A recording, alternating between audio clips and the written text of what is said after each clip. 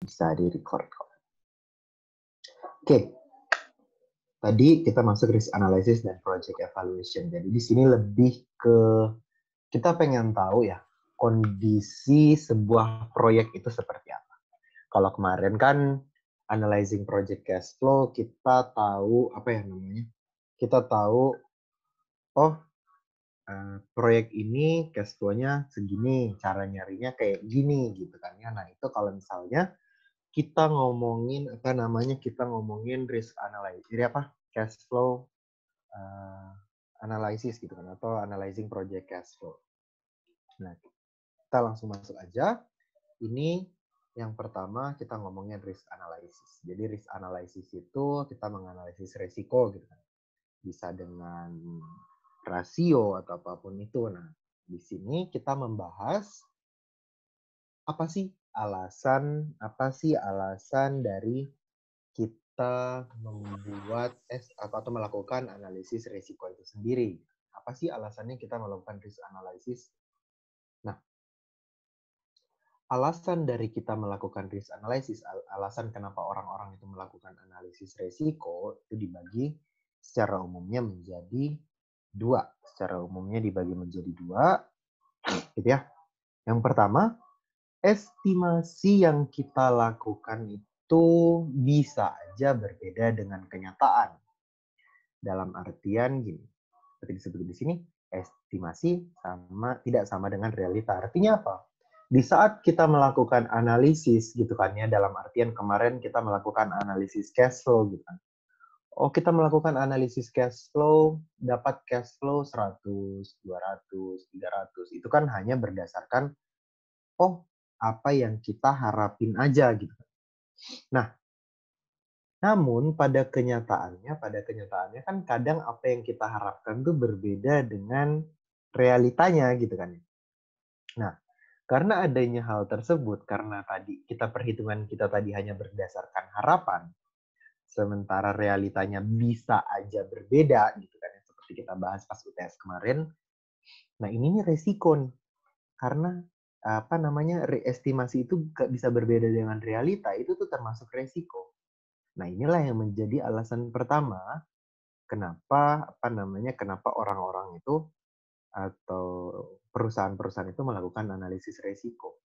Karena di saat terjadi perbedaan estimasi dan realita, ini berbahaya. Kita harus mengukur dengan baik. Karena ya tadi, kita udah berharap dapat, misalnya perusahaannya udah, oh kita bakal dapat segini nih di masa depan. Ternyata tiba-tiba ada COVID. Oh realitanya hancur banget, istilahnya kan seperti itu. Bisa membuat bangkrut. Nah, ini yang harus diperhitungkan. Inilah alasan kenapa kita melakukan risk analysis. Gitu.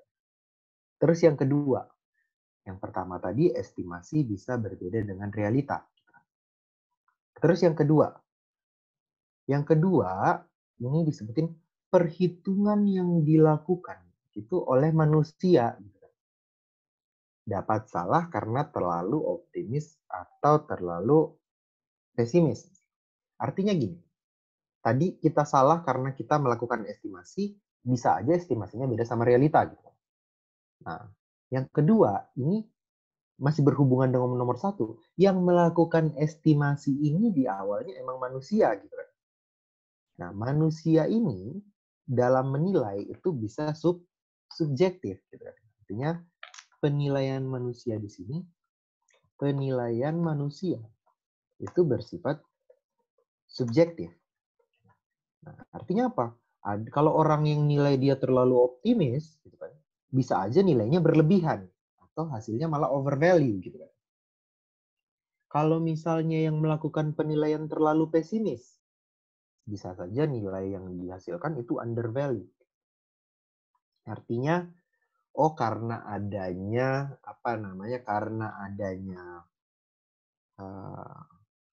pertama perbedaan estimasi dan realita, terus estimasi ini tadi dipengaruhi oleh judgement manusia gitu kan. Artinya sesuai keadaannya saat itu misalnya.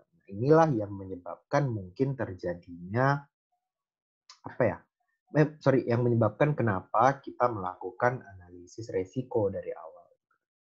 oh karena adanya perbedaan nih, oh si A mikirnya kayak gini. Karena kan tadi setiap orang yang melakukan analisis gitu kan bisa memiliki pendapat yang berbeda gitu kan, yang akan suatu hal yang sama. Tergantung perspektifnya gimana.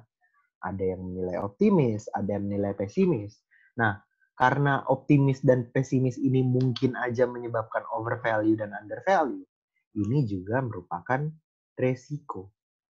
Karena tadi, penilaian kita itu tuh akan berpengaruh terhadap hasil atau keputusan yang akan kita buat. Kan seperti kita bahas pertama kan, tujuan kita belajar manajemen keuangan kan untuk membuat keputusan yang lebih baik gitu kan ya, terkait strategi, entah itu kegiatan kita di masa depan nanti atau misalnya mau ngapain aja gitu kan ya, uangnya ada atau enggak, itu kan semua perlu kita perhitungkan dengan baik. Nah, salah satunya itu tadi dengan menganalisis resiko. Ini alasannya nih kenapa kita melakukan analisis resiko. Oke, jadi itu tadi analisis resiko. Nah, di saat kita melakukan analisis, kita butuh nih sebuah alat gitu kan ya untuk mempermudah kita kira-kira dalam menghitung atau menilai sebuah resiko gitu. Nah, di sini kita bahas nih selanjutnya. Itu alat dalam melakukan analisis proyek atau melakukan analisis risiko proyek gitu kan. Nah, ada namanya sensitivity analysis, ini dibagi menjadi 3 ya. Ada namanya sensitivity analysis, ada namanya skenario analysis, ada namanya simulation analysis. Nah, sensitivity analysis, kita masuk yang pertama ya, sensitivity analysis. Seperti namanya, itu analisis sensitivitas. Artinya kita melihat nih, seberapa sensitif sih sebenarnya suatu akun misalnya. Jadi analisis yang dilakukan dengan mengubah salah satu driver atau value driver untuk melihat nih seberapa besar pengaruhnya pada value. Artinya kita pengen ngecek nih, oh kalau kita ngerubah ini kira-kira dampaknya seperti apa gitu kan. Nah, di sini kuncinya di mana? Atau di mana di sini? Salah satu driver aja. Nah, itu sensitivity analysis kuncinya di situ. Mengubah salah satu driver untuk melihat seberapa besar pengaruhnya terhadap value. Nah, maksudnya kayak gimana? Misalnya kita ambil contoh nih di sini. Contoh ya, misalnya kita punya laporan keuangan nih, misalnya ada sales, ada COGS, terus dapat gross profit gitu. Terus ada operating expense misalnya. Terus dapat EBIT misalnya, terus ada tax, bilang value tax, dapat net income gitu misalnya. Nah, sensitivity analysis misalnya nih, sales-nya 100, terus COGS-nya misalnya COGS-nya 80 deh misalnya. Dapat gross profit berapa? Gross profit sebesar, ini 60 aja, COGS-nya 60. Dapat gross profit sebesar 40 nih. Kan ya? 90. Operating expense-nya berapa deh? Operating expense-nya misalnya 20 gitu kan. Dapat EBIT sebesar 20. Nah, terus pajak misalnya 10% dapat 2. Net income dapat 18. Nah, ini dari hasil tadi kita menilai laporan keuangannya kita dapat sedikit kayak gini. 20, sorry, bentar. 20, 40, 160 tadi COGS ya. COGS. Nah, ini sales. Nah, oke. Nah, kita dapat tadi net income segini. Nah, kalau kita melakukan sensitivity analysis, di sini nyebutin, kita mengubah salah satu driver aja. Misalnya nih, kita merubah apa ya? Kita merubah misalnya COGS-nya. Kita bisa melakukan efisiensi biaya misalnya. Artinya dengan sales 100, COGS-nya kita efisiensikan menjadi misalnya 40. Atau misalnya 10% ya, berarti misalnya jadi 54. Nah, di sini turun 10%.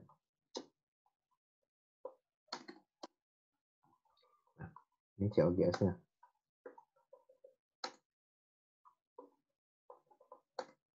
Nah, turun 10%, dapat gross profit jadinya berapa? Gross profit jadinya misalnya 100/54 berarti 46.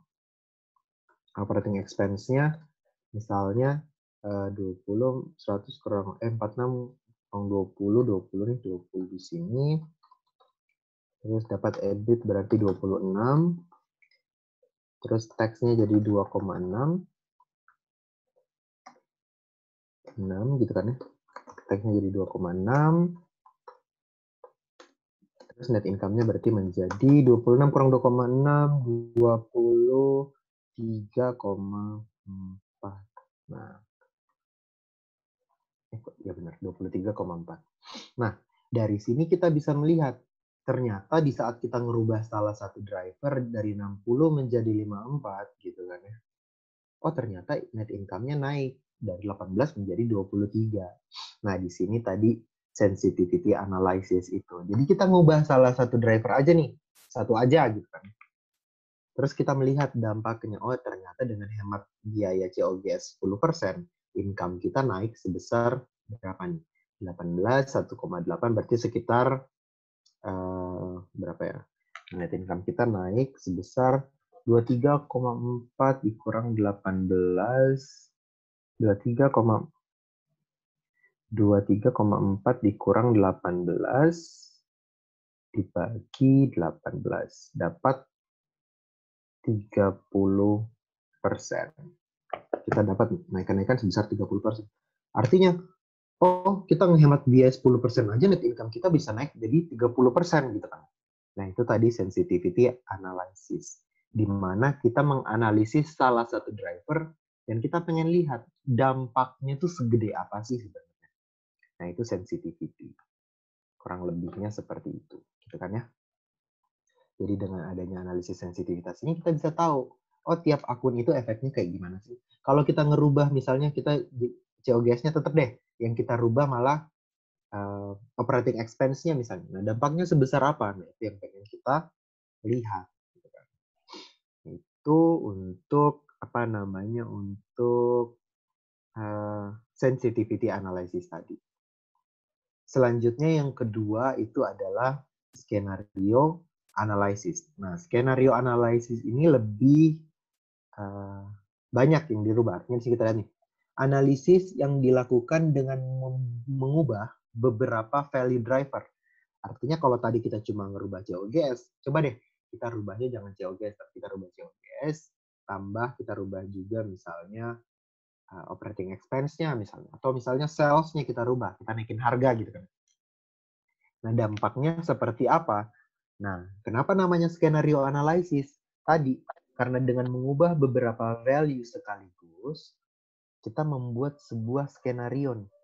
Artinya, oh, nanti, apa namanya, nanti kalau kita pakai skenario ini, hasilnya kayak gimana sih? Kalau kita pakai skenario kayak gini, dampaknya seberapa besar sih, gitu kan. Nah, itu skenario analysis. Jadi dia intinya di mengubah beberapa. Jadi kalau yang tadi salah satu doang, skenario itu beberapa. Itu doang bedanya. Intinya sama, mereka pengen melihat seberapa besar pengaruhnya terhadap value. Nah itu sensitivity dan skenario analysis. Jadi kalau misalnya kita terapin, ya hampir sama kayak sensitivity analysis, cuma kita ngerubahnya beberapa.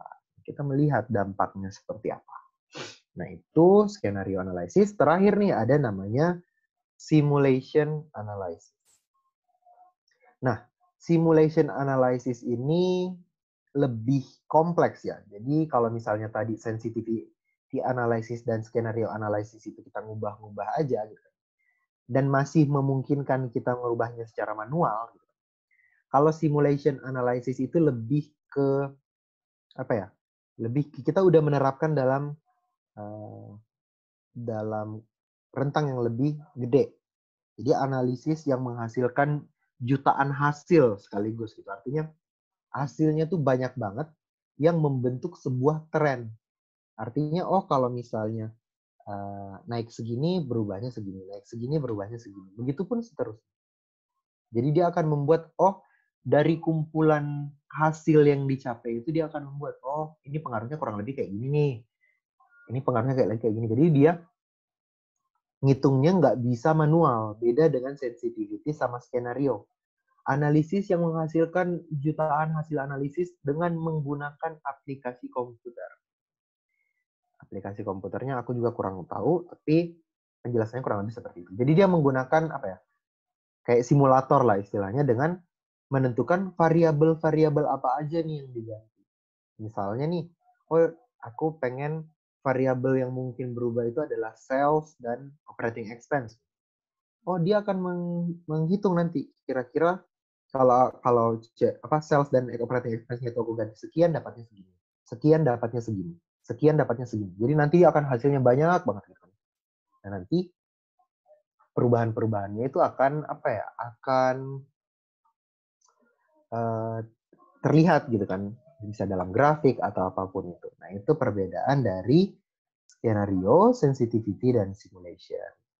Jadi jangan sampai kebalik, sensitivity itu satu, skenario itu beberapa, simulation ya pakai simulator gitu kan, atau aplikasi komputer ya bisa. Dan hasil yang dihasilkan itu sangat banyak. Menghasilkan hasil yang sangat banyak. Nah, itu bedanya sensitivity, skenario, sama simulation. Nah, tadi kekurangannya simulation itu nggak bisa dihitung manual. Yang bisa dihitung manual itu tadi cuma sensitivity sama skenario tadi, skenario analisis. Jadi itu kalau kita ngomongin apa ya? Kalau kita ngomongin resiko sih lebih tepatnya. Jadi resiko dari sebuah proyek, entah itu resiko sebuah perusahaan, keputusan yang diambil, nah itu semua harus dipertimbangkan.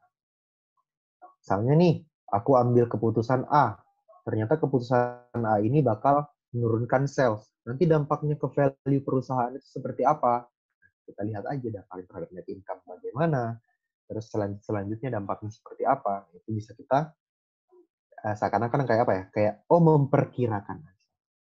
Kita udah ukur resikonya. Kalau misalnya resikonya benar-benar terjadi kayak gimana, kalau nggak terjadi kayak gimana, kita bisa mengambil keputusan lagi dari situ.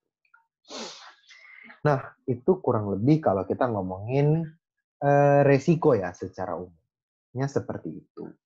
Nah, itu untuk risk analysis. Seperti biasa, kalau misalnya ada yang mau ditanyakan langsung aja ya. Nggak usah tunggu selesai ngomong, nggak apa-apa dipotong juga nggak apa-apa. Daripada nanti lupa mau nanya apa gitu kan. Oke, kita langsung lanjut aja. Aku hapus ya. Selanjutnya kita akan ngomong gimana? Oke, kita langsung lanjut aja di sini. Jadi tadi kita ngomongin value driver dari tadi ya. Kita ngomongin value driver gitu.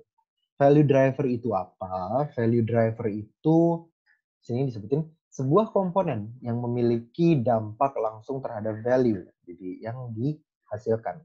Nah, komponennya itu dibagi menjadi dua, ada cost dan revenue.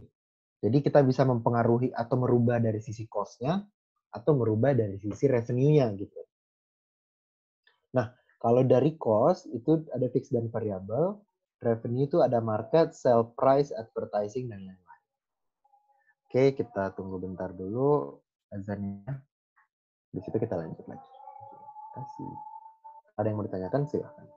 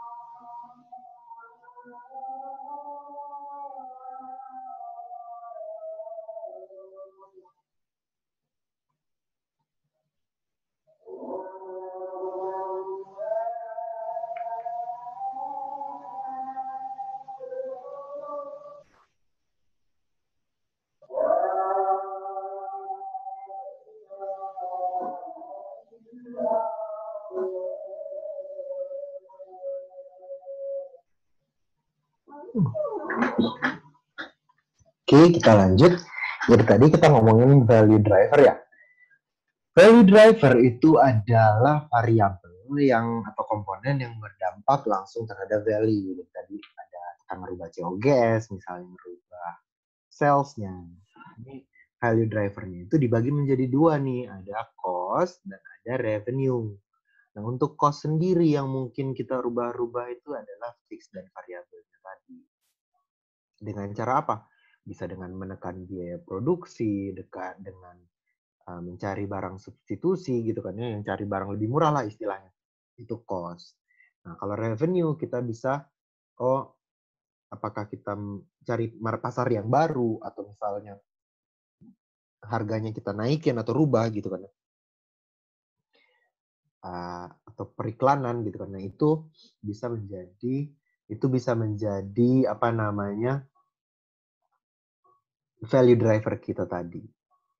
Nah, itu untuk apa namanya? Untuk value driver itu tadi. Nah, itu hubungannya sama tadi yang analisis sensitivity sama skenario sama simulation ini ya.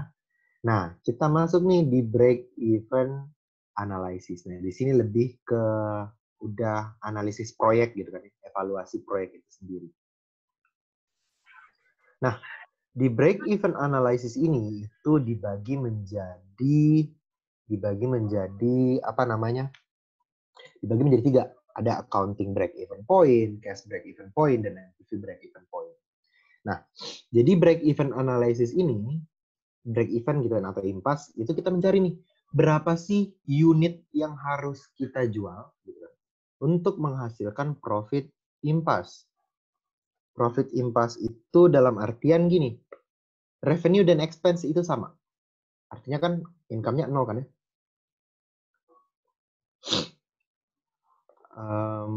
Jadi itu tadi, jadi kita mencari kira-kira berapa sih unit yang harus kita jual biar keuntungannya 0 gitu kan ya, revenue sama dengan expense gitu kan. Tadi. Jadi berapa unit agar keuntungan impas, gitu kan.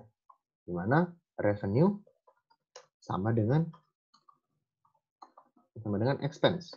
Nah, itu yang pengen kita cari. Nah, bisa dengan 3 cara tuh.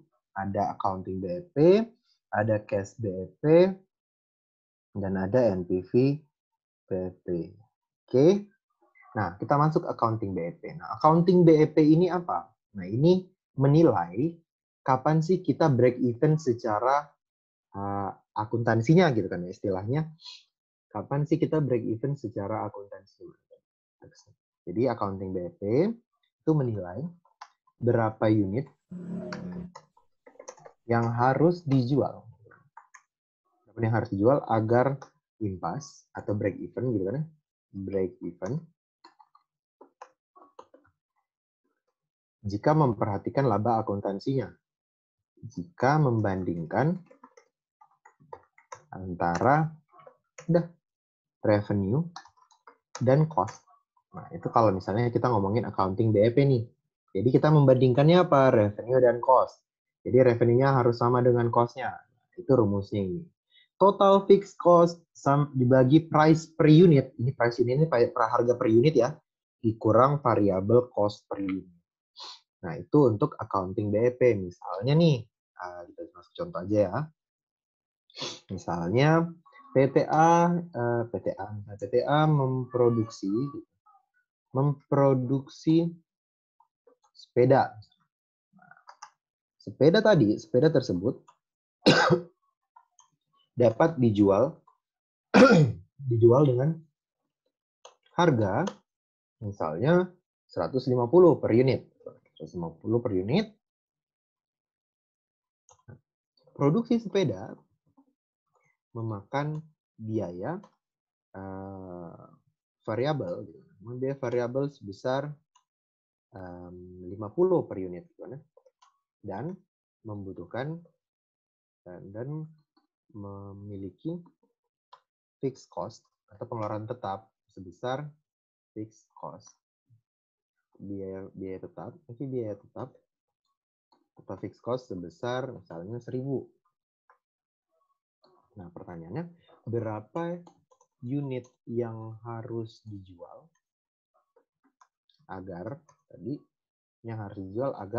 mencapai titik impas? Gitu kan ya. Kalau misalnya kita ngomongin accounting BEP kan artinya kita menyandingkan revenue dan cost gitu kan. Berarti oh ya udah kita hitung. BEP-nya, accounting BEP-nya itu sama dengan tadi apa? Sama dengan total fixed cost. Karena total fixed cost dibagi dalam kurung price unit dikurang variable cost unit atau variable cost per unit. Ya udah. Dapat berarti accounting BEP-nya BEP itu sama dengan total fixed cost-nya tadi berapa? 1.000 dibagi price per unitnya 150 dikurang 50. Kan biaya variabelnya kan ya. 50 berarti dapat accounting BEP itu sebesar 1.000 dibagi 150 kurang 50 berarti 100 berarti 10 unit. Oh, berarti untuk mencapai titik impas, kalau kita ngomonginnya revenue dan expense secara umum, itu sebesar 10 unit. Gitu kan. Nah, sekarang kita melihat, kalau cash BEP seperti apa? Jadi bedanya apa sih sebenarnya? Nah, kalau tadi kan kita membandingkan antara revenue dan cost. Kalau kita ngomongin accounting BEP. Nah, kalau kita ngomongin cash BEP itu sebenarnya hampir sama, tapi kita membandingkan apa? Kas masuk dan kas keluar. Kan? Jadi kalau misalnya ini, cash BEP itu sama, menilai berapa unit yang harus terjual agar mencapai titik impas atau break even dengan membandingkan antara kas masuk dan kas keluar. Jadi, kalau tadi accounting BEP dia hanya melihat dari sisi revenue dan profit, kalau misalnya si cash BEP ini dia melihat dari sisi kas masuk dan kas keluar, perbandingan antara kas masuk dan kas keluar. Nah, itu kalau kita ngomongin kalau kita ngomongin si cash BEP ini. Jadi kita membandingkan berapa sih yang harus kita jual agar kas masuk dan kas keluarnya itu sama kurang lebihnya. Nah, ini rumusnya kita lihat nih. Total fixed cost dikurang depreciation dibagi price unit dikurang variable cost per unit. Nah, perbedaannya sama accounting BEP apa kira-kira? Nah, kalau kita lihat di sini, dia hanya mengurangkan atau mengeluarkan depresiasi dari fixed cost. Kenapa? Karena seperti yang udah kita bahas kemarin, depresiasi itu sendiri kan biaya yang nggak ngeluarin duit artinya kita nggak mengeluarkan biaya sama sekali pada saat depresiasi itu. Nah, makanya dia keluarkan non-cash expense itu dikeluarkan kayak depresiasi atau amortisasi kalau misalnya ada. Nah, dari total fixed cost-nya. Kenapa depresiasi masuk ke fixed cost? Ya karena tadi depresiasi kan biasanya straight line kan ya, sama tiap tahun. Fix kan ya. Nah, itu dikeluarin. Nah, makanya kalau kita lihat di sini misalnya dengan soal yang sama nih. Kita lihat dengan soal yang sama. Oke, copy dulu. Teks, kita masuk contoh soal selanjutnya misalnya soal yang sama 14. Soal yang sama. Produksi sepeda memakan total biaya variabel sebesar dan memiliki total biaya tetap sebesar 1.000. Gitu kan? 1.000. Nah, total berapa unit yang harus dijual agar mencapai titik impas jika depresiasi tiap tahun sebesar misalnya 200. Nah, baru kita cari cash BEP atau cash BEP kan rumusnya ya sama, total fixed cost dan kurung total fixed cost dikurang depresiasi dibagi sama price per unit dikurang variable cost unit.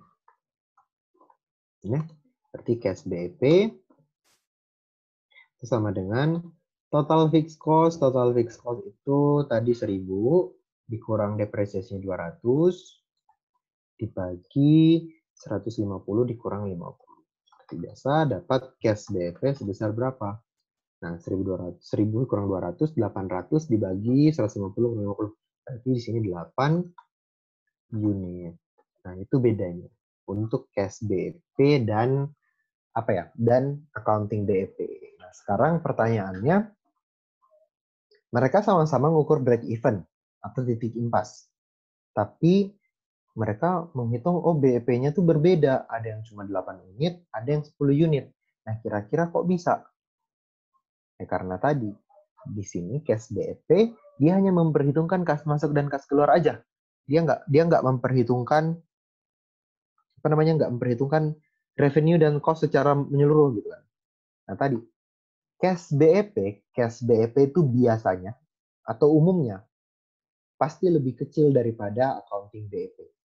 Jadi cash BEP itu pasti lebih kecil daripada accounting BEP. Kenapa? Karena di cash BEP dia memperhitungkan biaya yang lebih sedikit. Karena depresiasi nggak dianggap sebagai biaya. Sementara accounting BEP memperhitungkan depresiasi sebagai biaya gitu kan. Sehingga biaya karena biayanya lebih gede, dia butuh jual unit yang lebih banyak biar BEP. Karena di cash BEP biayanya lebih sedikit, maka unitnya juga lebih sedikit. Oke, itu perbedaan antara accounting BEP dan cash BEP. Nah, terus ada namanya NPV BEP. Nah, NPV BEP ini apa namanya? Ngitungnya itu lebih kompleks sebenarnya. Gimana? Cash BEP termasuk akun receivable. Oke, di sini. Jadi untuk apa namanya? Untuk BEP di sini kayaknya ya kita berasumsi bahwa semuanya itu cash dalam artian gini.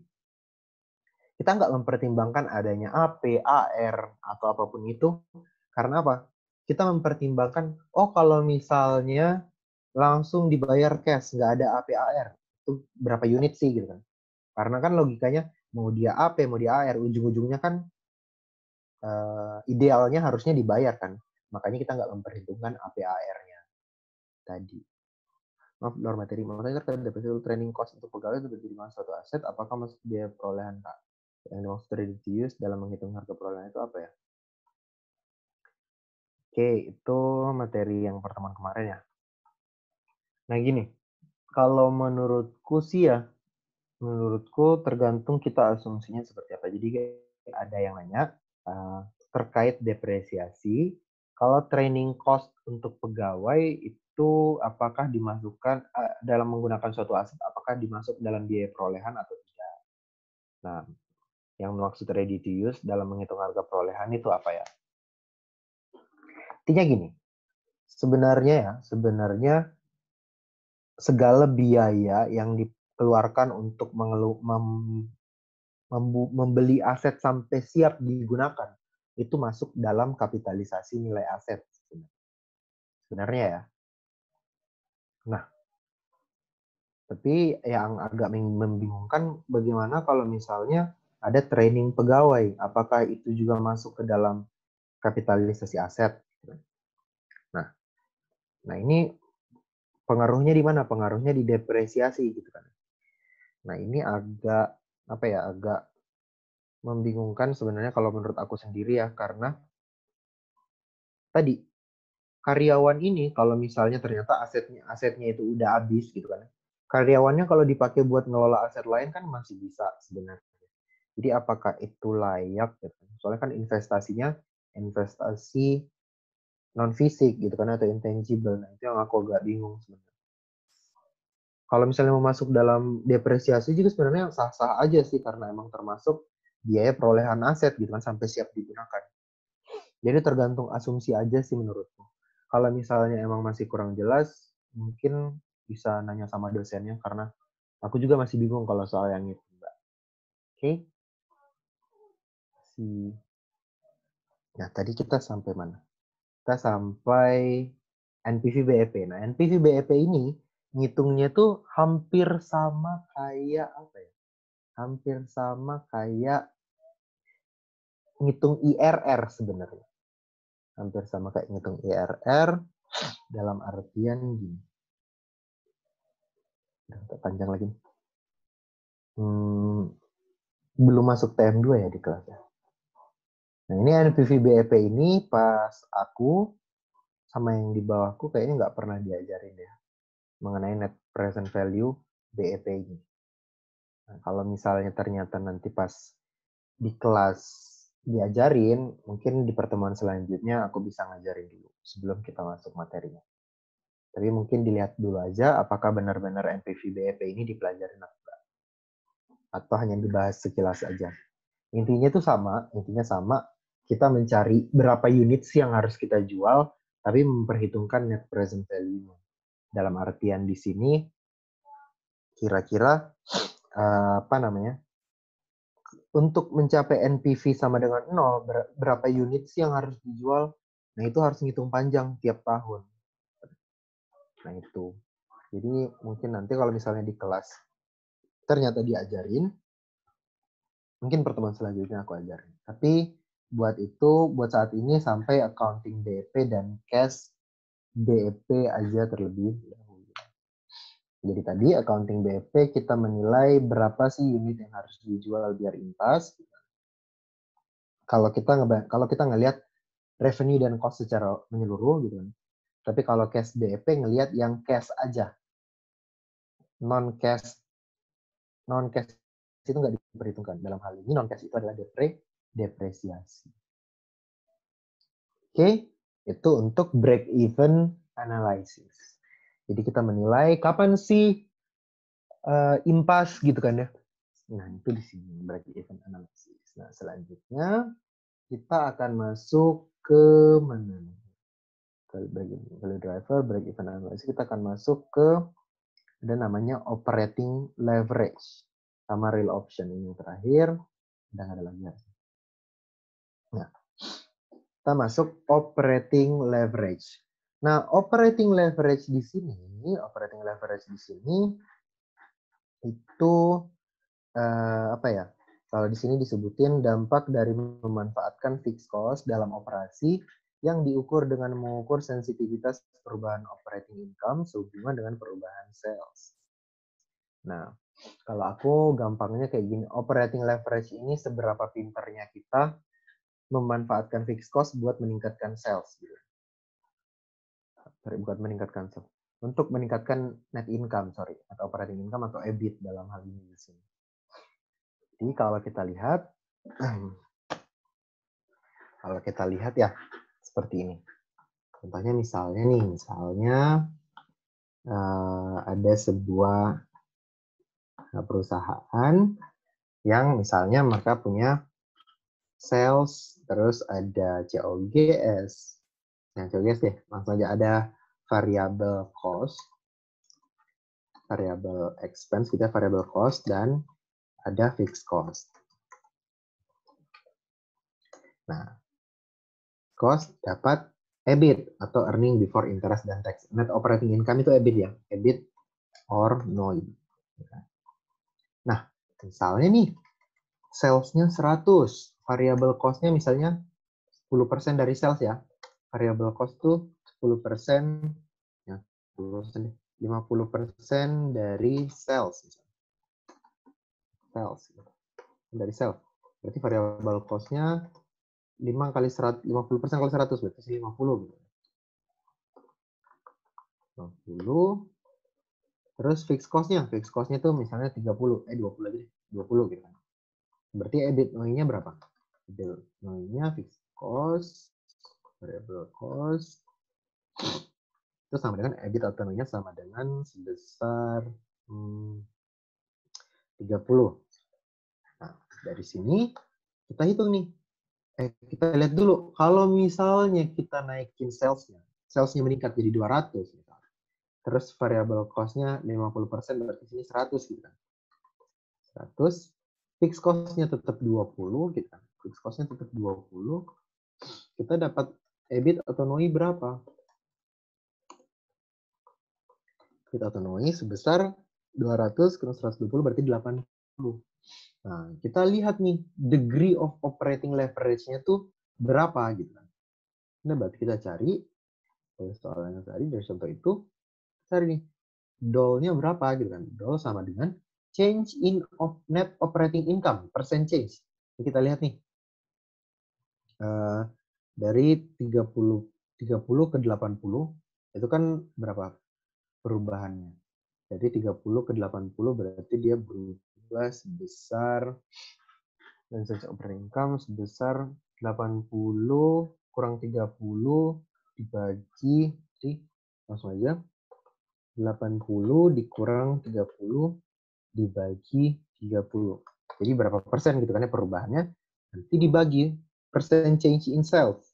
Berarti sales-nya dari 200 dikurang 100 dibagi 100. Nah, ini dapat DOL berapa? Dapat degree of operating leverage sebesar 80 kurang 30.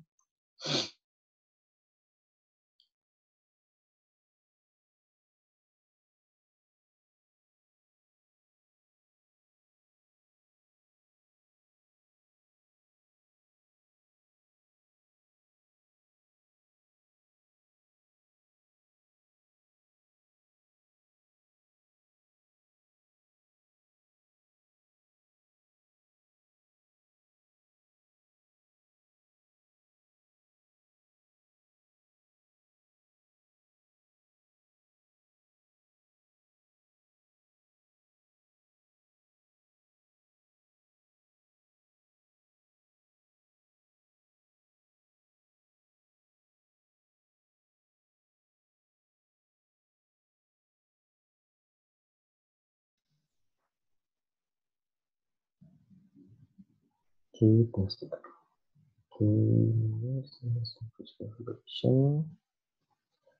sebentar ya.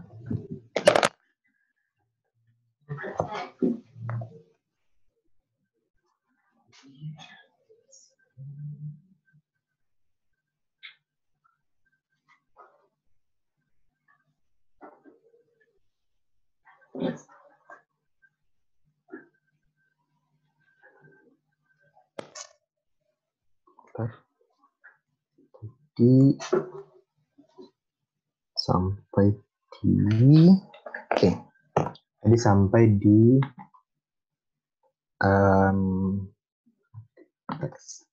tadi ada contoh soal ada sales, ada variable cost, ada fixed cost, terus ada dapat EBIT or NOI, EBIT atau NOI, operating income. Nah, misalnya sales-nya tadi dari 100 menjadi 200. Terus variable cost-nya dari 50% dari ini 50% dari sales. Ini 50. Ini 100. Nah, 100. Fixed cost-nya tadi 20, dua-duanya 20. Terus EBITDA-nya ini tadi 30, ini 80.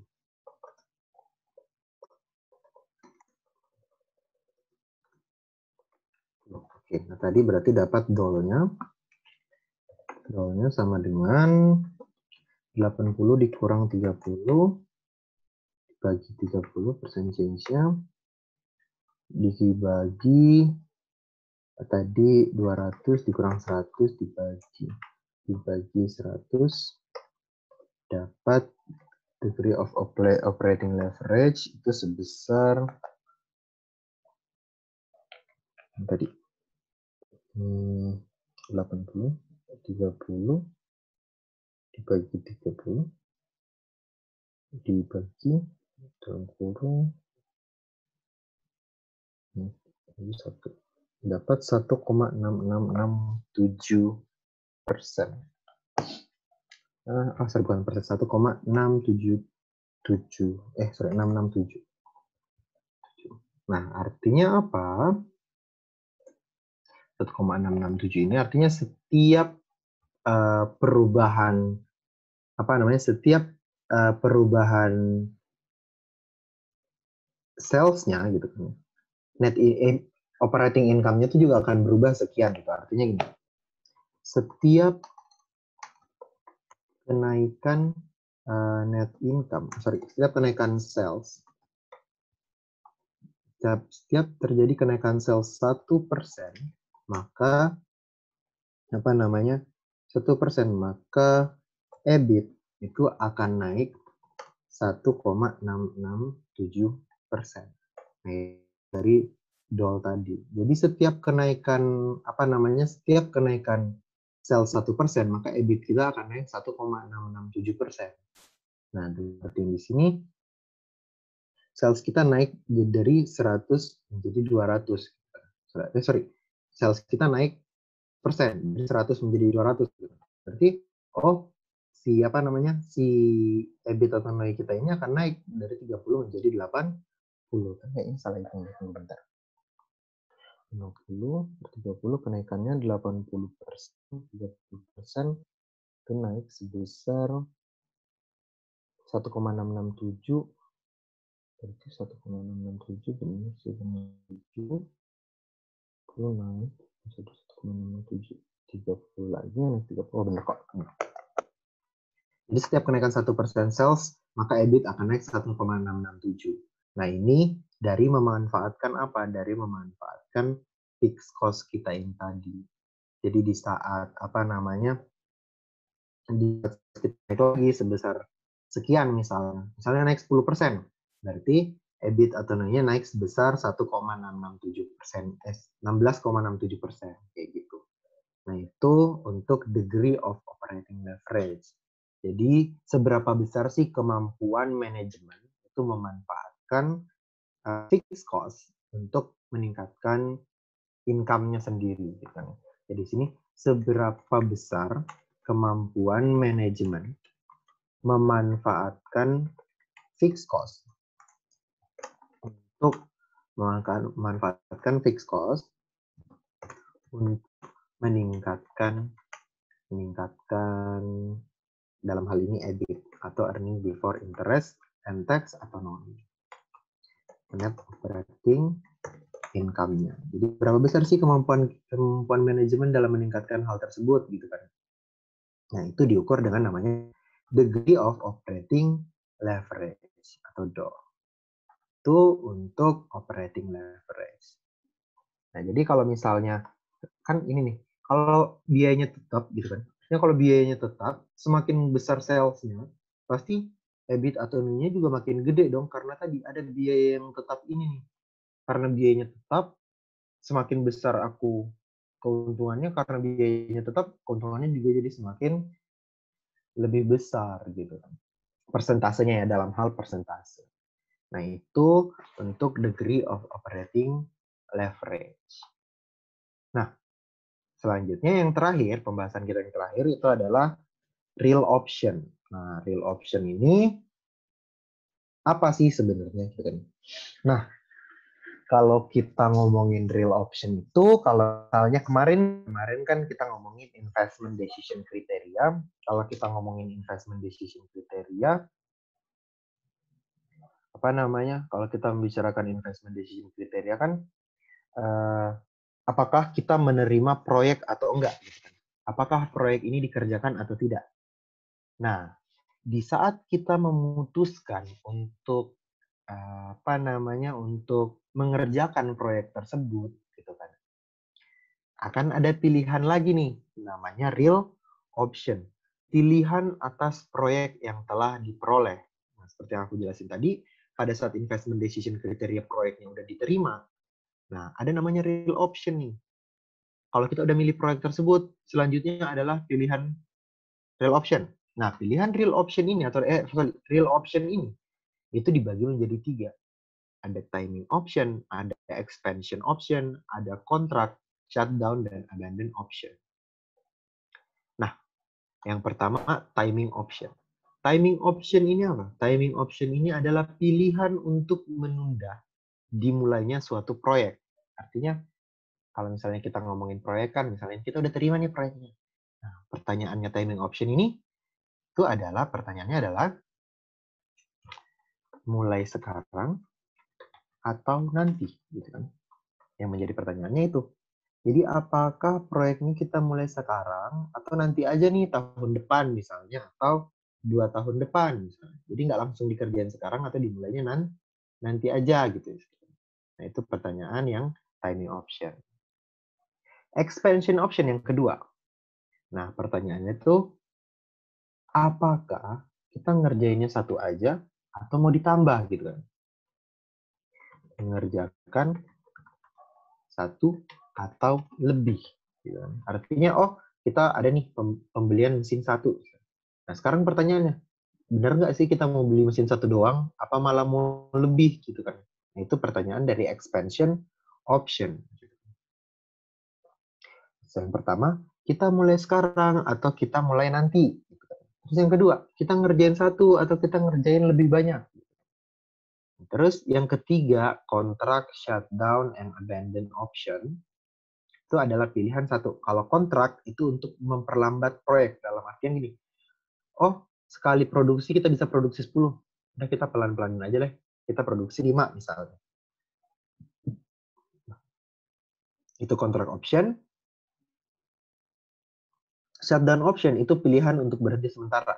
Artinya, oh kita jangan jual dulu deh sekarang. Kita halt produksi dulu. Stop produksi, nanti kita lanjut lagi misalnya tahun depan. Nah itu shutdown. Kalau abandon itu benar-benar meninggalkan. Artinya kita berhenti secara permanen. Ya udah, tokonya ditutup aja lah. Atau proyeknya nggak usah dijalanin aja lah gitu. Nah itu timing option, expansion option, contract, shutdown, and abandon option. Nah sekarang pertanyaannya, bagaimana kita memilihnya gitu. Bagaimana kita milih? Bagaimana kita milih apakah apa namanya kita kerjanya sekarang atau nanti, kita mengerjakannya satu atau lebih. Terus yang ketiga, kita mau perlambat, keluar sementara atau keluar permanen. Nah, itu yang menjadi pertanyaan kita. Gimana sih cara menentukannya gitu kan ya? Gimana sih cara cara untuk memilihnya gitu kan. Nah, itu bakal kita bahas. Tapi sampai di sini dulu. Kalau ada yang mau ditanyakan silahkan. Kalau enggak, aku mau pindah ke papan tulis aja. Kita ngomongin timing option, expansion option, contract, shutdown, dan abandon option. Oke, aku pindah ya ke whiteboard aja. Kita ngomongin timing option. Jadi kalau kita membicarakan timing option nih di sini. Timing option. Nah, 16. Nah, timing option ini itu apa? Seperti yang tadi aku bilang, kita memutuskan nih, kapan sih kita mau mengerjakan proyeknya? Memutuskan kapan mengerjakan suatu proyek. Nah, misalnya contoh ya, kita masuk contoh langsung aja, contoh. Nah, PTA gitu kan, berencana untuk meningkatkan produksi, meningkatkan produksi dengan membeli sebuah mesin, Nah, mesin ini diharapkan dapat menambah kapasitas produksi kita gitu. Nah, kalau kita ngomongin timing option, berarti kan ada dua pertimbangan gitu. Entah itu kita mulainya sekarang, atau kita mulainya nanti gitu. Itu yang kedua. Nah, teks, misalnya nih, sama periodenya misalnya 3 tahun, misalnya 0, 1, 2, 3 misalnya. Itu 2, 3, terus 0, 1, 2, 3. Nah, kayak gini. Atau jangan mesin deh, yang bagus. Misalnya PTA berencana untuk membuka restoran McD misalnya. Di McDonald gitu kan ya. Jadi berencana untuk membuka produksi, berencana untuk membuka cabang baru, misalnya di mana ya? Misalnya cabang baru di Bintaro deh, misalnya Bintaro, gitu kan ya. Masih berencana untuk membuka cabang baru di Bintaro. Pada saat yang sama, gitu, telah dibuka cabang KFC yang baru, gitu. Misalnya, telah dibuka gitu. Nah, melihat hal ini, kita dihadapkan dengan dua pilihan. Nah, pilihannya itu apa? Pilihannya adalah apakah kita ikut buka sekarang atau kita bukanya nanti aja. Nah, pertimbangannya apa? Kita lihat nih. Ini 1-2 sampai tak terhingga aja ya. Ini 1-2 sampai tak terhingga, ini sampai tak hingga aja ya. Tak hingga, karena kan cabang ya. Cabang tuh sampai tak hingga kan biasanya. Cabang sampai tak hingga, artinya kan dia bangunan permanen kan, seperti yang gue bilang tadi, sampai tak hingga. Nah, kalau misalnya apa ya namanya, kalau misalnya kita buka sekarang, ini kondisi 1, dan ini kondisi pertama, dan kondisi 1 membuka sekarang, buka cabang sekarang. Kondisi kedua itu buka tahun depan. Ya, biar apa ya? Istilahnya biar jadilah orang hype-nya sekarang KFC, nanti kita bukanya tahun depan biar hype-nya kita lah. Istilahnya seperti itu. Kita contoh sederhana aja. Nah, di saat kita bukanya sekarang, kita akan mengeluarkan initial outlay sebesar 1 miliar misalnya, 1 M gitu. Nah, di mana kita setiap tahun kalau kita buka sekarang, saingan kita dengan KFC kan initial outlay yang negatif. Nah, kita saingan dengan KFC. Oh, di tahun pertama tadi karena kita saingan, kita bakal dapatnya misalnya 120 juta, misalnya 120 juta. terus tahun kedua 120 juta. Karena kan orang-orang kayak udah lah ya. Nah, sampai tahun terakhir kita dapatnya 120 juta. Sampai tak terhingga kita dapatnya 120 juta. Nah, kalau misalnya kita menunda produksi gitu kan, kita menunda produksi kita misalnya. Oh, berarti di tahun 0 nih kita nggak ngapa-ngapain. Misalnya. Tahun 0 nih kita nggak ngapa-ngapain. Berarti kan kosong gitu kan. Nah, tahun 1 nih baru mulai. Tahun 1 kita bakal mengeluarkan biaya 1M juga. Tapi karena hype-nya lebih tinggi, kita dapatnya malah 200 juta. 200 juta, 200 juta gitu kan. Sampai tak terhingga gitu kan. Nah, jika tingkat bunganya, jika I-nya sama dengan 20%, 10% aja, I-nya sama 10% gitu. Nah, kita kira-kira bakal ngambil pilihan yang mana? Apakah kita bakal mengambil pilihan untuk buka sekarang atau buka nanti aja tahun depan? Berarti kita hitung nih.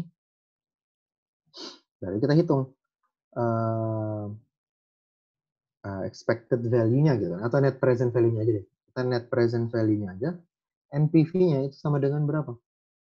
Net present value-nya dengan kondisi 1, NPV kondisi 1 gitu kan. Ya kita hitung. Berarti 1 miliar di present value kan gitu kan. 1 M ditambah 120 juta dibagi, karena dia perpetuity ya kan, tak hingga kan perpetuity dibagi, udah 10% aja. Jadi dapatnya berapa NPV 1 ini? NPV 1 dapat sama dengan 1M. 1M ditambah 120 juta dibagi 10% dapat 1,2 miliar. Nah, berarti di sini NPV-nya sama dengan 200 juta gitu kan misalnya. Nah, sementara kalau kita ngambil pilihan 2, NPV pilihan 2. NPV pilihan 2 karena dia mulainya di tahun 1,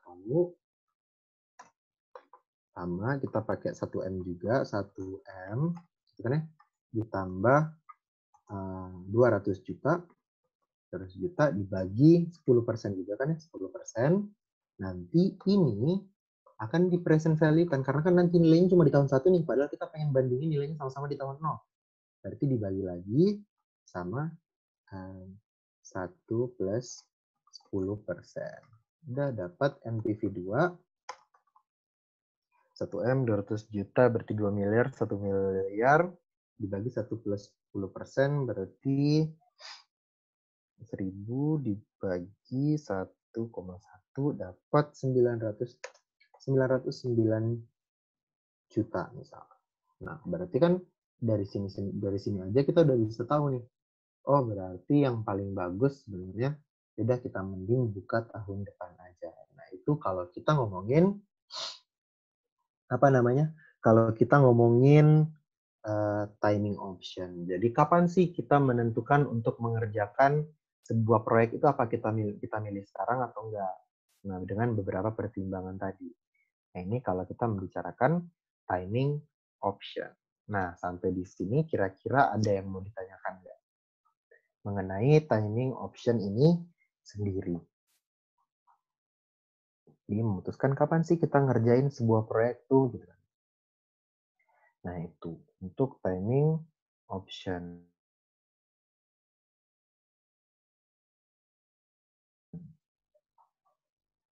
Oke, mana ada yang mau tanyakan? Kenapa ada 1 plus 10%? Kan di present value lagi. Kan present value kan dibagi 1 plus I pangkat N kan ya? Ingat konsep dari time value of money.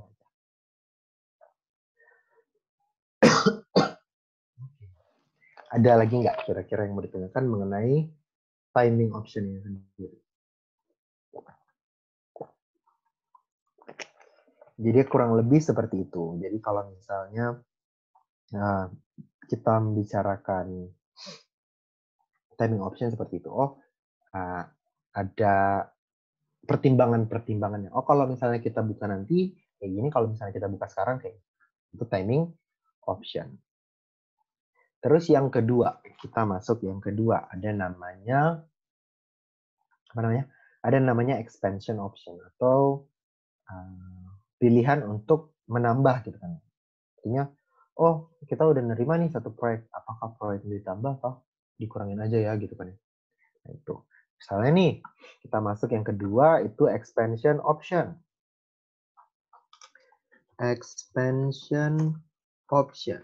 Nah, kita masuk expansion option. 18 aja berarti expansion option. Nah, expansion option di sini itu yang menjadi apa namanya, yang menjadi pertimbangan kita tuh apa sebenarnya kalau expansion option. Nah, expansion option ini kita memutuskan apakah membuka apakah sedikit atau banyak gitu kan. Pertanyaan seperti itu. Apakah proyek yang kita kerjakan itu segitu aja gitu kan ya, sesuai kesepakatan, atau malah kita pengen nambah. Misalnya kayak gimana contohnya? Contohnya misalnya, contoh si A, gitu kan. Si A ingin membuka restoran cepat saji gitu. Restoran cepat saji. Nah, jika pasar menerima atau menyukai masakannya, kan menyukai masakan si A gitu kan, masakan si A, maka si A akan membuka 10 restoran. Kan ya? Namun, jika ternyata pasar kurang menyukai masakan si A, gitu kan, maka hanya akan membuka satu restoran saja. Nah, jika peluang restoran tersebut tadi disukai itu 60%, 10%, dan jika tidak disukai adalah 40%, maka pilihan mana yang paling baik. Nah, kalau misalnya soal kayak gini, misalnya nih kita buat 2 timeline lagi. Seperti biasa kita buat 2 timeline. Misalnya kayak gini aja. Ini buat 2 timeline. Misalnya ini timeline kalau ada probabilitasnya tadi berapa? Probabilitasnya dalam 60%. 10%. Nah, ini kalau disukai, gitu kan? Ini 40%. Ini tidak disukai. Nah, cash flow-nya gimana? Kalau misalnya ternyata disukai, cash flow-nya itu 0, 1, 2, sampai tak hingga. Kan buka restoran ya, tak hingga juga. Terus yang kedua, sama 0, 1, 2, sampai tak hingga. Sama ya, 2 sampai tak hingga. Udah sudah sampai tak hingga. Nah, kalau misalnya ternyata disukai, biayanya satu restoran tuh 10%, misalnya 10%.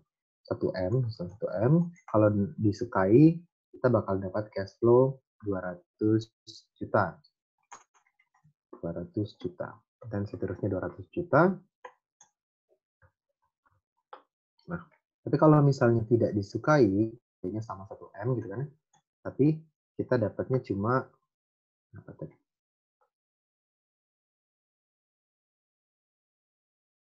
Oke, nanti ya. Selesai soal dulu. Itu yang ini kalau misalnya nggak disukai cuma dapat 150 juta. 10 juta, 150 juta. Kalian cuma dapat 80 juta gitu. 80 juta, 80 juta. Nah, ini kan kalau kita kan nggak tahu nih beneran disukai atau enggak. Nah, makanya kita hitung. NPV kalau favorable, kalau disukai. tetapi jika disukai. Itu sama dengan NPV sama dengan 1M, dalam kurung 1M, ditambah ya 200 juta, dibagi 10%, 10% ya. Aku lupa lagi 10%, ini kan perpetuity ya. Berarti dapat NPV-nya sama dengan 1 miliar, berarti ini 1M. NPV-nya, kalau misalnya NPV jika tidak disukai. Nah, tidak disukai berarti NPV-nya sama negatif 1M ditambah 80 juta dibagi 10%. 10%. Nah, berarti dapat NPV sebesar 800 juta, berarti negatif 200 juta. 800 juta, 1M, 200 juta. Nah, kita udah tahu nih, apa namanya, kita udah tahu, oh kalau misalnya disukai,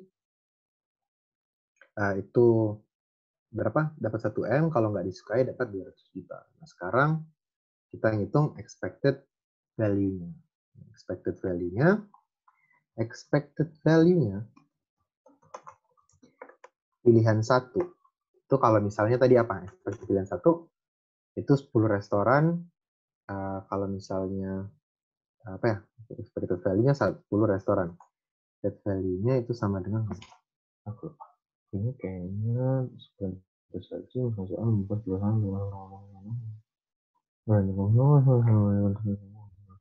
mana yang paling baik? Favorable, unfavorable, terus value satunya itu sama dengan kalau misalnya kita buka 9 restoran berarti kita buka satu, kita cuma buka satu aja. Ini kalau lupa. Kalau misalnya disukai, tuh kalau aku buka 10 restoran, berarti dikali proporsinya, probabilitasnya 10M dikali 60%. Itu aku tulis di mana ya?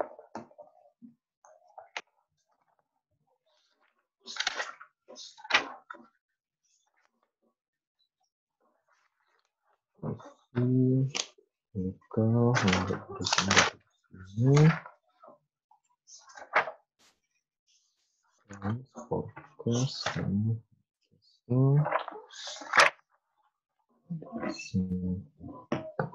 kayaknya tuh expected value-nya tuh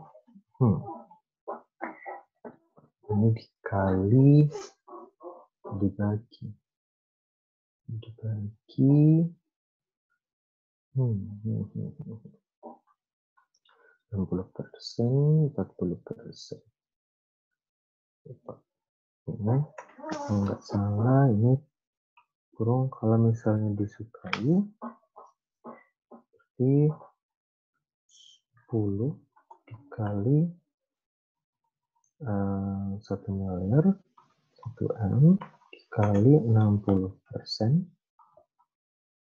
Oke, ditambah kalau nggak disukai cuma ambil 1 dikali negatif 200 juta dikali 40%. Itu dapat expected value.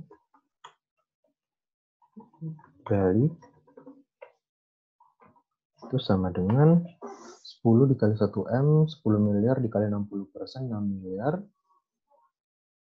6 miliar ditambah 1 kali 200 juta, 200 juta kali 40%, 200 juta dikali 40%, berarti 200 juta dikali 40%, berarti 2 kali 4, 80 juta. 80 juta negatif, 80 juta, berarti expected value satunya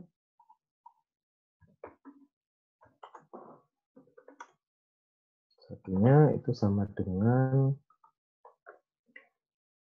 value 1. Expected value 1 value satunya sama dengan 6M kurang 880 juta berarti 5 miliar 20 juta 5,2 M. Nah, kalau expected value 1 expected value 2 itu kalau misalnya dia cuma bikin satu aja berarti 1 dikali 10M dikali 1M dikali 60% ditambah 1 dikali 200 juta dikali 40% dapat expected value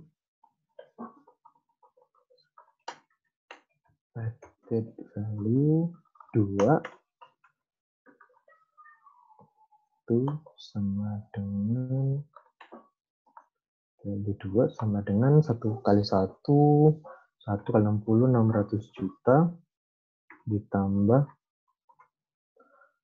80 juta negatif. Expected value-nya dapat besar 6 kali 6 kurang 80 520 juta. Ini bukan 5,2, ini 592. Dah benar kok. Dananya Oke. Nah, sorry, tadi sebelum aku jelasin yang ini, yang tadi ada yang nanya tentang timing option, kenapa cara ngitungnya beda? Seperti yang aku bilang tadi, kita menerapkan menerapkan time value of money-nya aja. Artinya kan kita kalau mau ngebandingin antara pilihan 1 dan pilihan 2 kan kita harus membandingkan di masa yang sama-sama di 0. Gitu kan ya? Sementara yang 0 ini kan yang pilihan 1 kalau kita mulainya sekarang kan 120 jutanya ini kan kalau di present value udah di 0, makanya udah langsung ditambahin aja dapat 200 juta gitu kan. Nah, tapi kalau misalnya di pilihan kedua tak hingga itu kan ya. Di pilihan kedua yang kita mulai tahun depan itu kan mulai pengeluarannya kan di tahun 1 nih. Benar kan ya? Berarti kalau kita present value 200 juta dipakai perpetuity nilainya nanti di mana? Di tahun 1. Berarti nilai 1 miliar ditambah 200 juta dibagi 10 berarti 1 miliar, 200 juta 2 miliar. Nah, 1 miliar ini nanti itu nilainya di mana? Di titik 1. Padahal kan kalau kita mau bandingin kan di tahun 0. Makanya kita present value-in lagi. Itu kenapa beda cara ngitungnya. Karena kan kita present value-in lagi. Gitu kan. Makanya nilainya di tahun 0 itu berbeda. Nah kita membandingkan. Kalau kita nggak ada opsi, kalau misalnya kita nggak ada opsi kan, kita harus mau nggak mau mulainya sekarang gitu kan. Nah, itu 200 juta. Nah, ini yang tanpa opsi tadi. Nah, ini tanpa opsi. Kan opsinya tadi apa? Opsinya untuk menunda gitu kan. Nah, kalau tanpa opsi mau nggak mau kita pasti dapatnya 200 juta. Gitu kan ya. Tapi kalau misalnya kita punya opsi, kita bisa milih. Kita mau buka sekarang atau buka tahun depan. Nah, kalau kita buka tahun depan, ya kita melihat aja NPV dengan kalau kita bukanya tahun depan berapa. Nah, ini dengan opsi. Gitu kan ya. Jadi terserah kita mau kita pakai opsinya atau enggak gitu kan.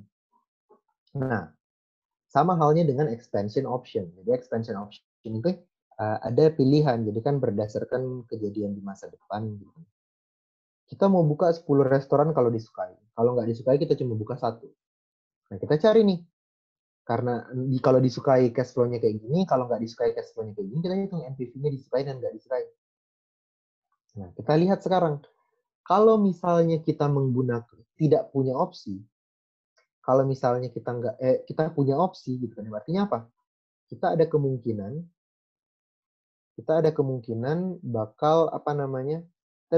bakal membuka 10 cabang gitu kan. Berarti kan ada kemungkinannya. Nah, kalau disukai, kemungkinannya kita buka 10 cabang, dikali NPV-nya 10 cabang kalau disukai, 1M dikali 10 gitu kan ya. Dikali persentasenya 60%. Ditambah, kalau ternyata nggak disukai, kita bukanya cuma satu. Berarti 1 dikali NPV kalau nggak disukai 200 juta, dikali 40%, itu dapatnya 5,92 M. Nah, ini dengan adanya opsi,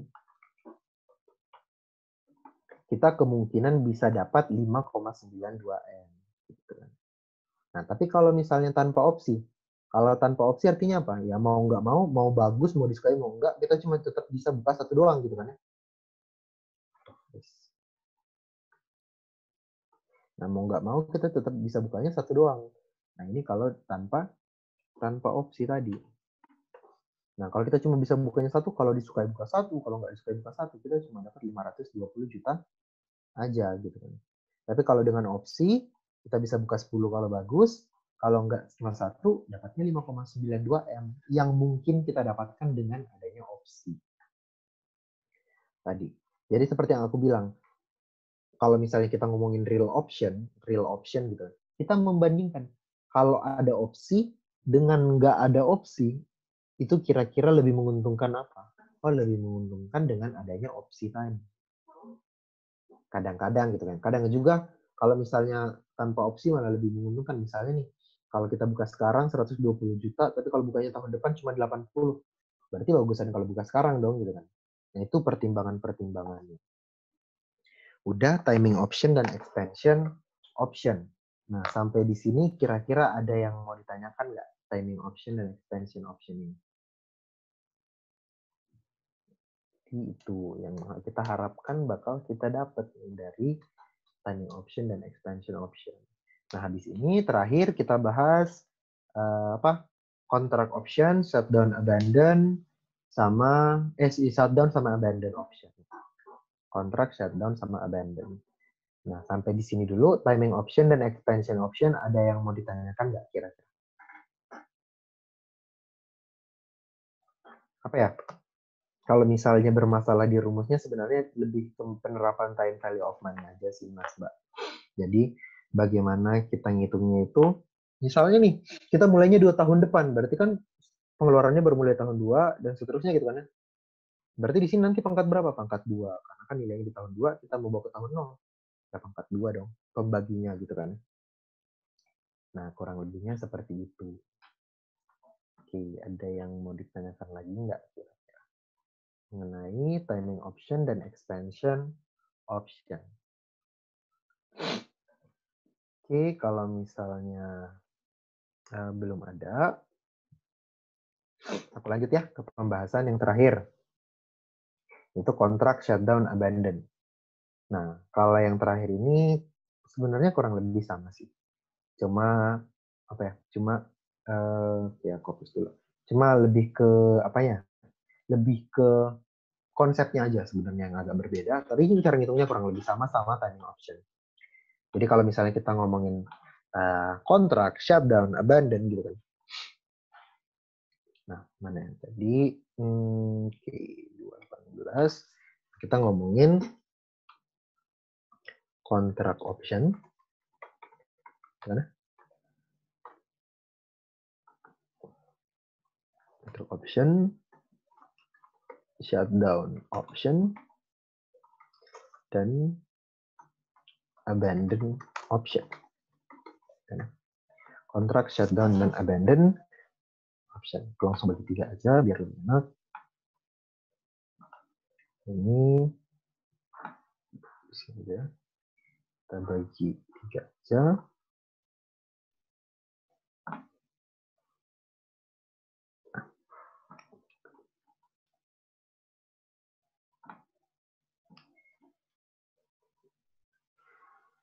Dan option. Nah, apa perbedaan dari ketiga kontrak ini? Nah, kalau kontrak option itu kita memutuskan untuk memperlambat produksi gitu kan. Istilahnya memperlambat produksi atau memperlambat proyek lah. Memperlambat proyek yang biasanya bisa produksi 5, kita produksinya cuma cuma 4 misalnya, cuma 3. Artinya kita memutuskan untuk memperlambat. Kalau shutdown itu di mana kita memutuskan untuk berhenti sementara dari proyek. Artinya, oh ya udah kita tunda dulu karena misalnya kondisinya lagi kurang bagus gitu kan. Nah, itu. Dan yang terakhir itu kalau abandon option, itu memutuskan untuk berhenti permanen. Nah, berhenti permanen. Nah, ini untuk untuk 3 pilihan yang ada di sini. Nah, kita masuk pertama di kontrak option. Nah, kontrak option ini kenapa sih orang-orang mau memperlambat proyek? Misalnya nih, contoh ya, kenapa orang-orang ingin memperlambat proyek misalnya? Nah, karena kondisi yang lagi buruk, kondisi perekonomian misalnya, perekonomian sedang buruk misalnya, gitu kan. Maka tiap hari, gitu kan, misalnya jangan tiap hari, tiap tahun PTA hanya dapat menjual setengah, gitu kan, setengah dari produksinya, gitu kan, setengah dari produksinya. Nah, maka pilihannya tadi kan kalau misalnya dia hanya menentukan, maka keputusan, misalnya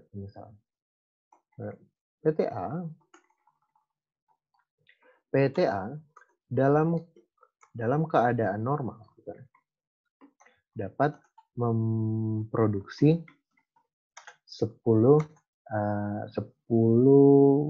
ton beras, 10 ton beras, misalnya gitu kan. Nah, 10 ton beras. Terus ada kontrak option nih, kontrak untuk memperlambat proyek.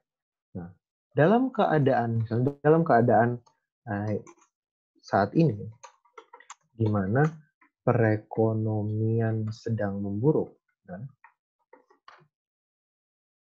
PTA tadi hanya dapat menjual setengah dari produksinya gitu kan.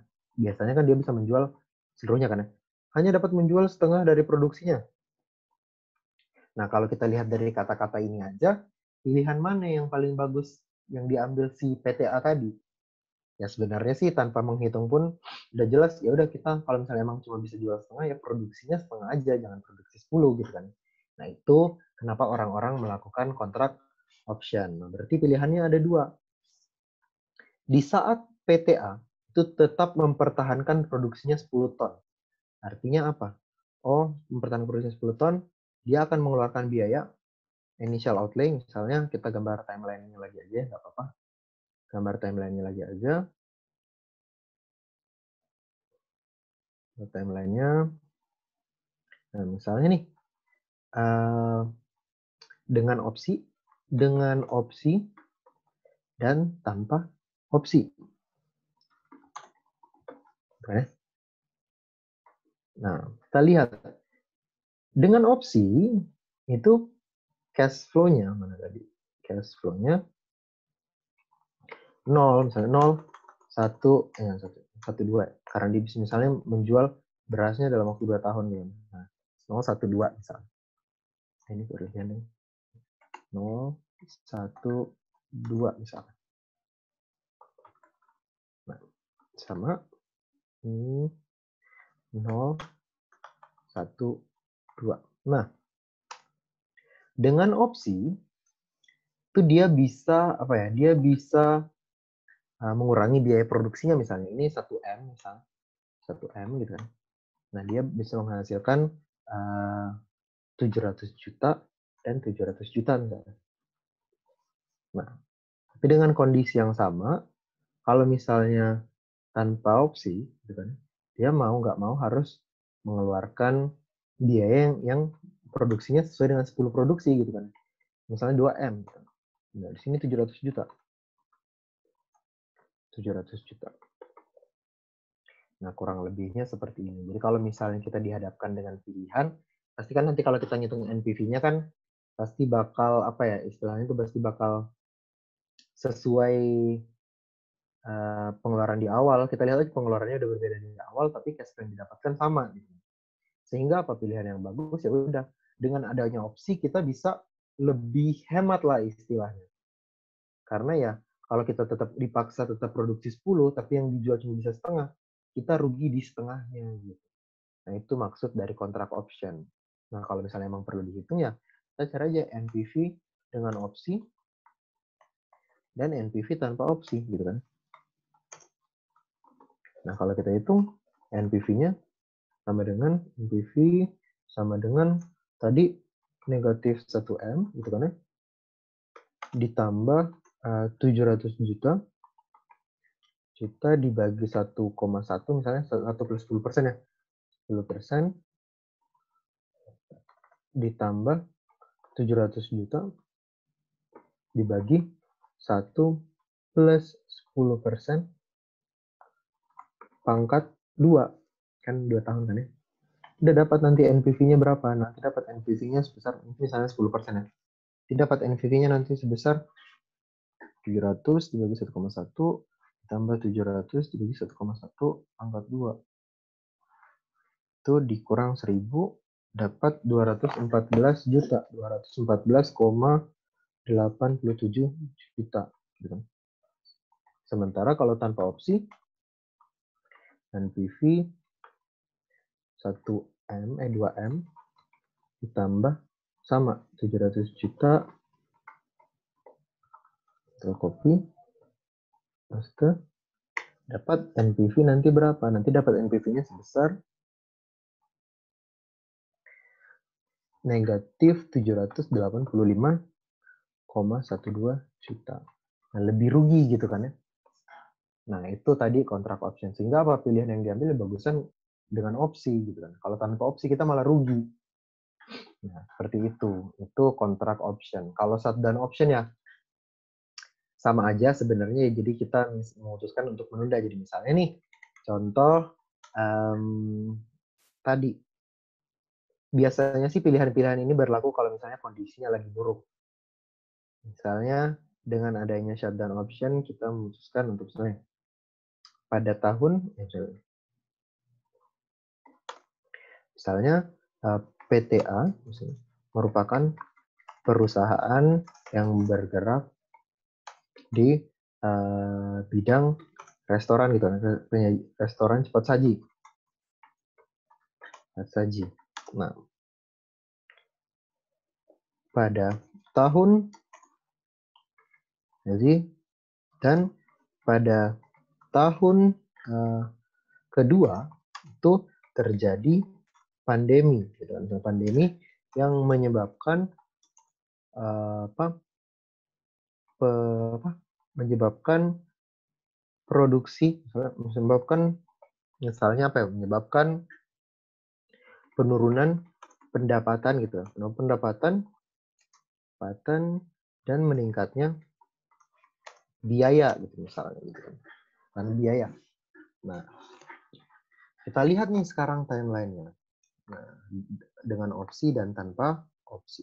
Nah, dengan opsi dan tanpa opsi. Kita hitung lagi.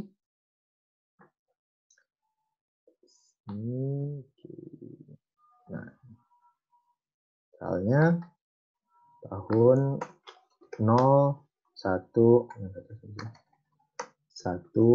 2, sampai tak hingga seperti biasa.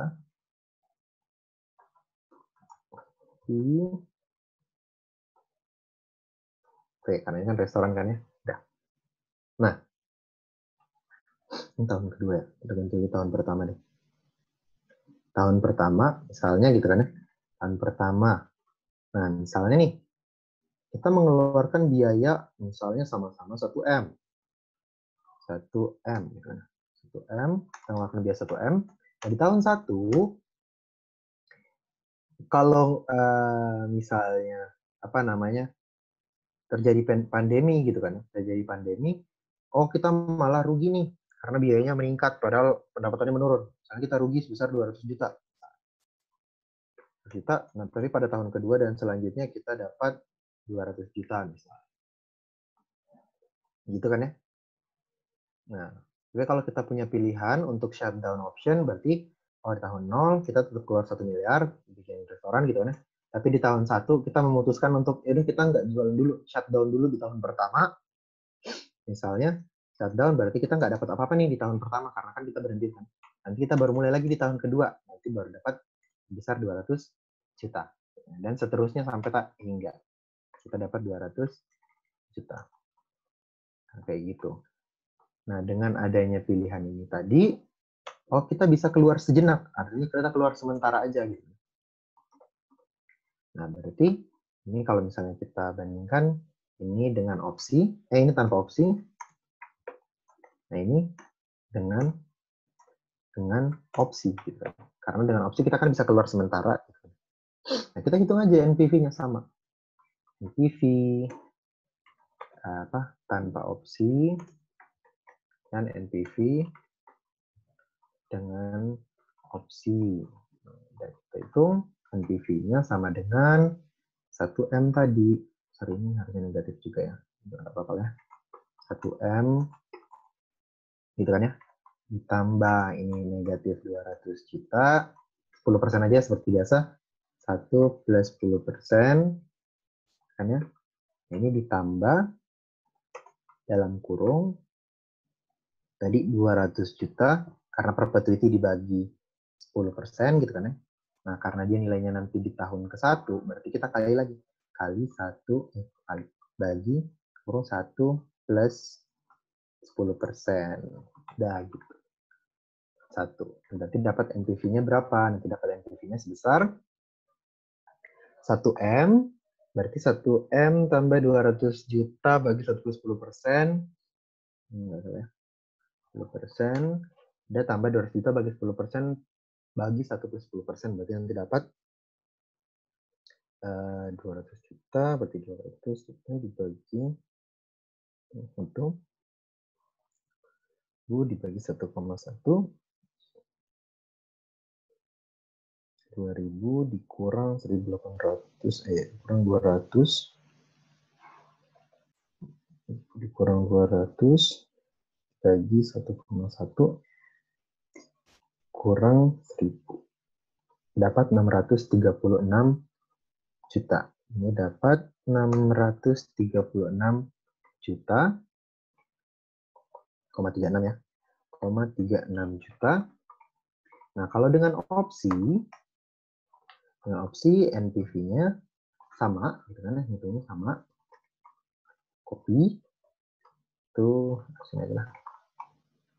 Paste. Nah, cuma bedanya di tahun kedua itu 0, karena dia nggak ada apa-apa, gitu kan, 0. Nanti dapat NPV-nya sebesar berapa? Nanti dapat NPV-nya sebesar 2000 dibagi 1,1. Dapat 18 dikurang 1000, dapat 818,18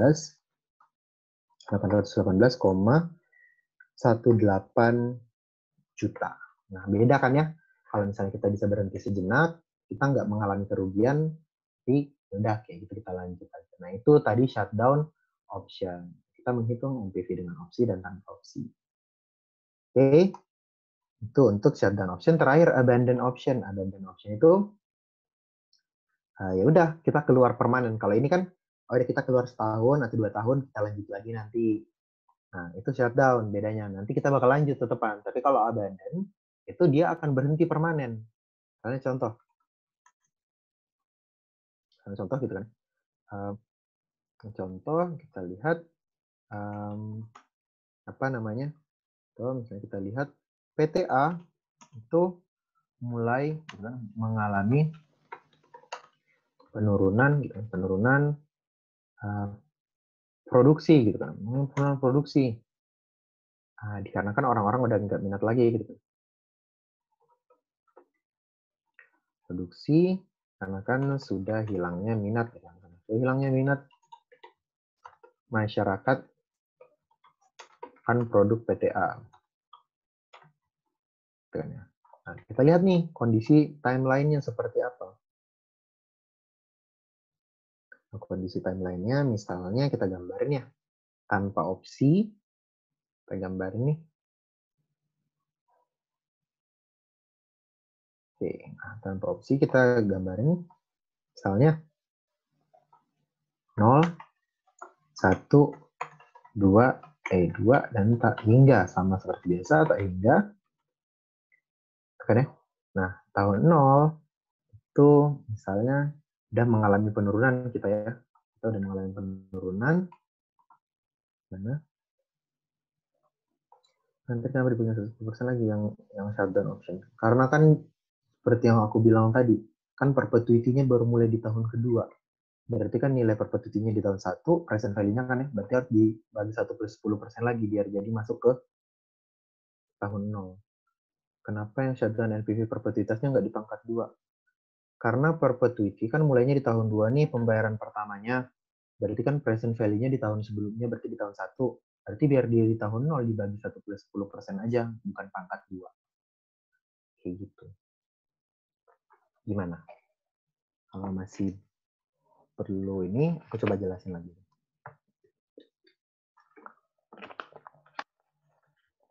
Diingat, kalau kita masih ingat kemarin, konsep dari time value of money kan seperti itu. Jadi kalau misalnya present value perpetuity, itu kan present value-nya ada di sebelum pembayaran pertama. Pembayaran pertama tahun 2. Sebelumnya di mana? 1. Berarti kalau mau di tahun 0, dibagi 1 plus 10% aja. Bukan 1 plus 10% makan. Oke. Nah, terakhir kita masuk di abandon option. Nah, abandon option ini, tadi seperti aku bilang, mungkin terjadinya di masa-masa buruk ya. Kayak ngapain sih perusahaan memutuskan untuk berhenti gitu kan. Nah, itu biasanya untuk men-stop kerugiannya misalnya. Misalnya nih, saat ini dia udah rugi misalnya dia udah ngeluarin biaya 1M misalnya. 1M nah, misalnya keluar biaya 1M misalnya. 1M gitu kan ya, seperti biasa.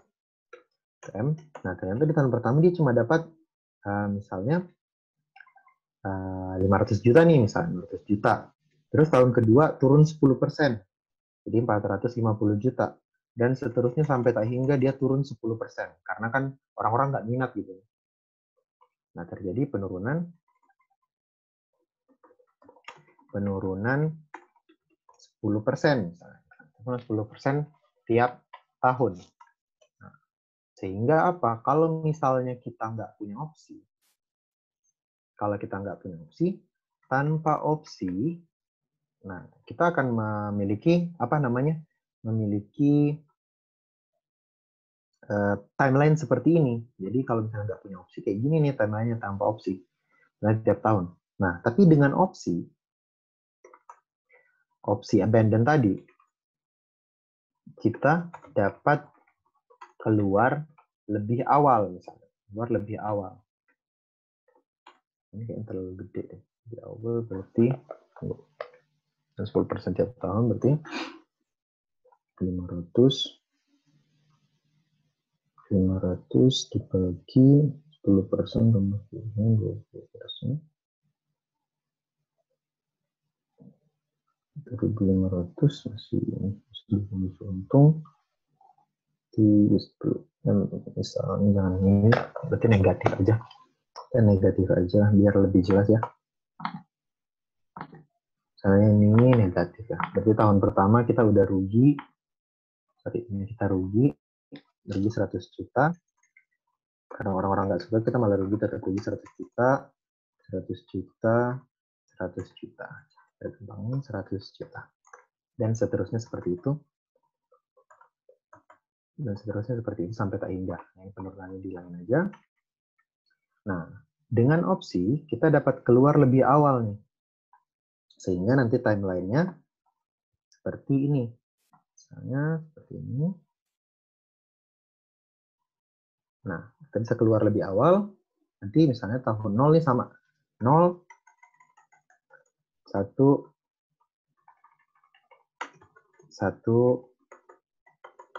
2, tak hingga, sama, tak hingga. Nah, sama 1M, kita ngeluarin 1M. Kan? Nah, 100 juta negatif. Udah, kita memutuskan untuk keluar. Jadi sini nggak ada, dan seterusnya nggak ada. sampai tak enggak gitu kan. Sehingga apa, kalau misalnya kita hitung NPV-nya, NPV dengan opsi dan tanpa opsi, NPV dengan opsi, NPV tanpa opsi, berarti kita hitung aja NPV sama dengan 1M, tadi negatif 1M gitu kan ya, ditambah dalam kurung 100 juta, negatif 100 juta, gitu kan ya, dibagi 10%, misalnya 10%. Berarti NPV-nya sama dengan kita malah rugi 2 miliar. 2M. Kan ya? Karena 1M tambah 1M, 2M gitu. Negatif pengeluaran kita. Nah, tapi kalau misalnya kita NPV dengan opsi, NPV kita bisa keluar lebih awal lah. Istilahnya kita abandon aja lah. Nggak usah dilanjutin. 1M ditambah nanti 100 juta aja. Karena dia cuma tahun pertama, ya udah 100 juta dibagi 1 plus 10%. Nah, udah dapat NPV-nya nanti berapa? NPV-nya sama dengan 1M ditambah 100 juta dibagi 10%, 90,9. Berarti 1 miliar. Jadi 1 miliar, 0909 M.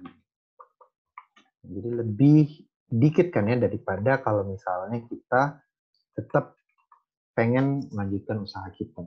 Yaitu perbedaannya dengan abandon option. Mana tadi? Nah, jadi terkait option itu biasanya di soal udah dibilang atau ada soal terus kita nentuin mana yang paling minim kerugiannya dari 3 option itu. Biasanya sih di soal tuh bilangnya, oh ada rencana nih kayak gini. Tapi apa namanya, antara kita belinya sekarang atau tahun depan misalnya. Kita cari pilihan mana yang paling bagus. Jadi secara di soal tuh udah nyebutin kira-kira kita bakal pakai yang mana dari option-option yang ada. Jadi pilihan mana yang paling bagus itu udah ada. Tapi kayaknya soal tahun lalu nggak ada deh. Soal tahun lalu sama soal tahunku 2 tahun lalu tuh juga nggak ada yang pakai hitung-hitung option kayak gini, nggak ada. Soalnya materi yang lebih ditekankan itu analyzing project cash flow sama pro forma financial statement. Itu jadi ini nggak terlalu dibahas. Oke. Nah, itu sekian materi untuk pertemuan kali ini. Kira-kira ada yang mau ditanyakan nggak sebelum kita akhiri? Jadi kurang lebihnya seperti ini. Untuk pertemuan kedua. Pertemuan ketiga itu kurang lebih nanti kita bahas cost of capital. Jadi kalau misalnya kita biasa ngomong tuh yang RCS gitu kan ya, terus return preference share, terus YTM gitu. Itu semua kita bakal bahas di cost of capital nanti. Nah, tapi sampai di sini itu untuk apa namanya? Untuk risk analysis and project evaluation. Ada yang mau ditanyakan lagi nggak?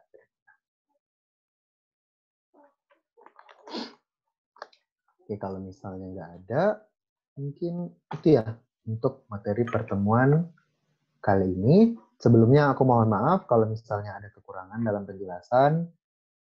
Terima kasih banyak atas perhatiannya. Kalau misalnya aku ada yang salah, mohon dibenerin. Mungkin sekian ya. Wassalamualaikum warahmatullahi wabarakatuh. Selamat sore dan terima kasih. Ya, oke, makasih Mas Mbak semua. Aku akhirin ya. Oke, makasih.